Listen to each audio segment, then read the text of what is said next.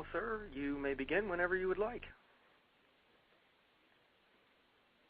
Good morning, everybody. The topic of this week's call, if you know how, why not? And it was generated by a lot of experience in the consulting business over the last almost 12 years now. My God, time flies. But most people are resistant to change. They come in our first conversation. Been doing this for 30 years. I really don't need any input. I know basically everything there is to know about what I'm doing. And this attitude is unique in a lot of respects. We're going to dive into how dealerships have a tendency when they're putting a manager in play, they hand them a pen and say, there's your terminal, there's your office. You're now the fixed ops director, or you're now the parts manager, or you're now the body shop manager, whatever that position is. And if someone tells me that been doing that for 30 years, I need no input, they're ignoring all the training. And if they go to a training session, they're not learning anything because of the attitude. Another conversation or a sentence from individuals like this, they would say this, that if I ask why they're doing it this way, the return comment is, because that's how we've always done it. You want to go into a story that's relevant yet not the same, if that makes sense to you, about a family that every Thanksgiving would bake a ham. And in this conversation, daughter asked mom, gosh, why do you cut the end of the ham off? Because she would carefully slice the end of the ham on each side. Does it enhance the flavor, keep more moisture in, or what is the purpose for cutting the ends of the ham off? And mom said, you know what, I don't know. Let's call and find out. So they called grandma. And so now we're in this huge conversation with grandma why she cut the ends of the ham off. And the mystery was solved when grandma said, well, that's because I didn't have a pan that was sized enough to fit the ham in. So something so simple became a tradition that was handed down for 2 generations to determine why did you always do it that way? Found out the only purpose was she didn't have a proper pan that fit. And if we looked into things in the dealership level on how the dealership has always done it a certain way, you can see there's logically going to be many, many examples of that's why did we always do it this way. There's no real logical reason. It's just a statement of fact. That's how we've always done it. The truth is our business is in constant change. And in leadership and in this environment, we had better become change masters.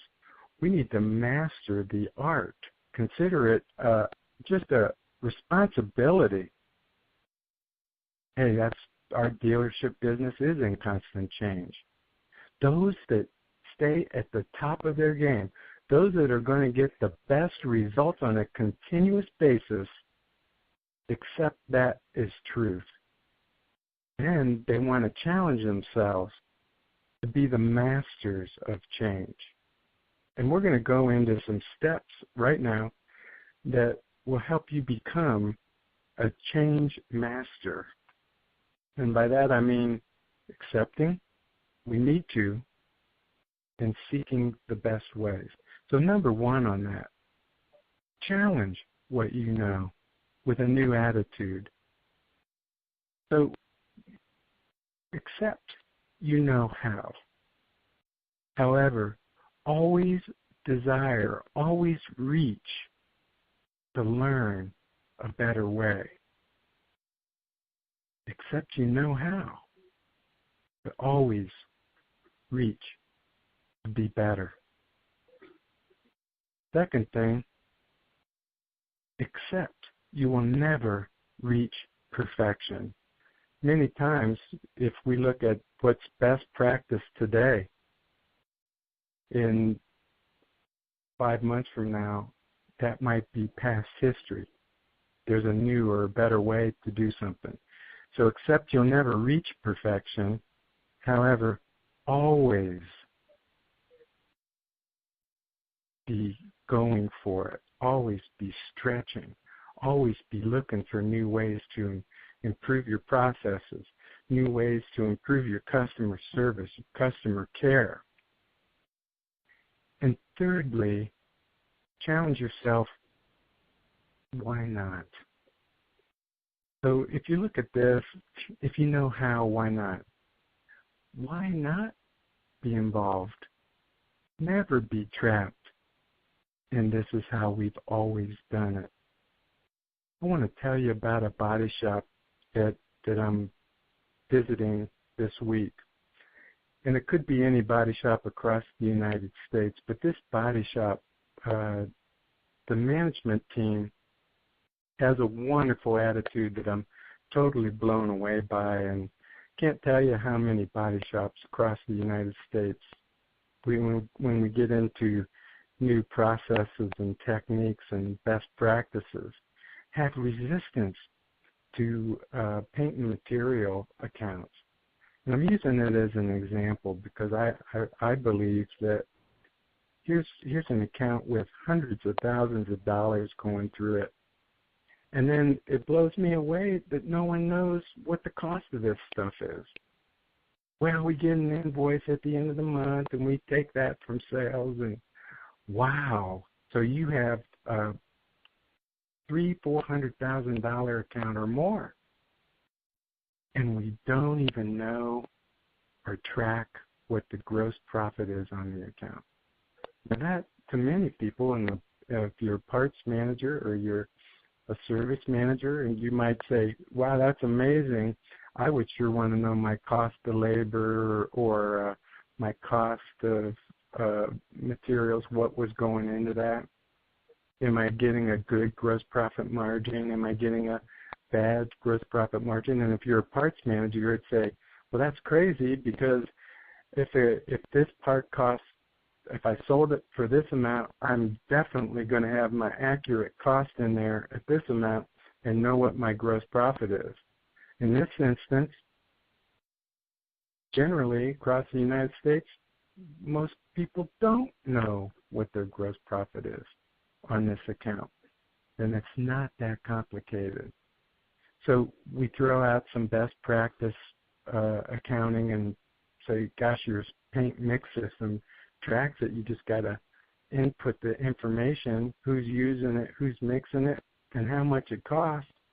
Doesn't sound that complicated. Put it on the RO.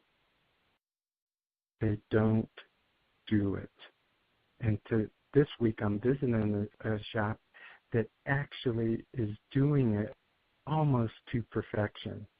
They're over 90% compliant to understanding what the margin is on every repair order. Isn't that wonderful? He knows how. Asked himself the question, why not? And is doing it. When you ask yourself, why would I not want to know what my margin is? Why would I not want to know if I was good or bad in managing this account? It is that kind of a challenging question I hope each and every one of you asks. And then striving for this, if I know how, then why not? The last thing on today's call, develop questions in every conversation you have with other managers in our business. Ask what's working for them and consider it. If it's working for them, Why not here? Why not develop an entire process, an open mind that is always challenging yourself how you can be better, how you can improve, how you can reach for that next level of accomplishment?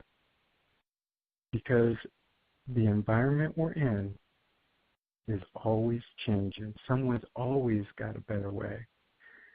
That's where I want you to be. Put yourself in that long-term goal. Developing questions. Consider it. Ask yourself, why not? Why not be the best we can possibly be in every